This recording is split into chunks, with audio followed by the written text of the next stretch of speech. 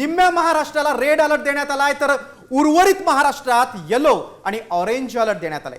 मुंबई, रायगड, सिंधुदुर्ग, पुणे, कोल्हापूर, सातारा, सोलापूर, नाशिक, दरबार आपण बघतोय की या सगळ्या जिल्ह्यांना आपण रेड अलर्ट दिलाय। आपण ग्राफिकच्या माध्यमातून सांगूया प्रेक्षकांना, बघा की हा देशाचा मॅप आहे। रेड अलर्ट हवामान विभागाने दिलेला आहे।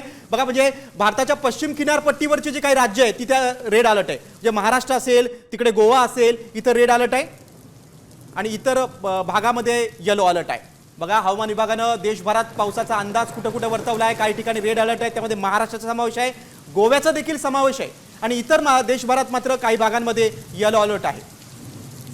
आणि आपण आता देशाचा मॅप बघितला, आपण आता महाराष्ट्राचा बघूया रेड अलर्ट कुठे आहे। बघा मुंबईसह कोकण किनारपट्टी सगळी रेड अलर्ट आहे।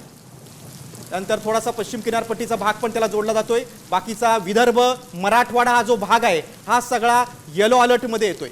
त्यानंतर इकडे मध्य महाराष्ट्रामध्ये हवामान खात्यानं ऑरेंज अलर्ट वळवलेला आहे।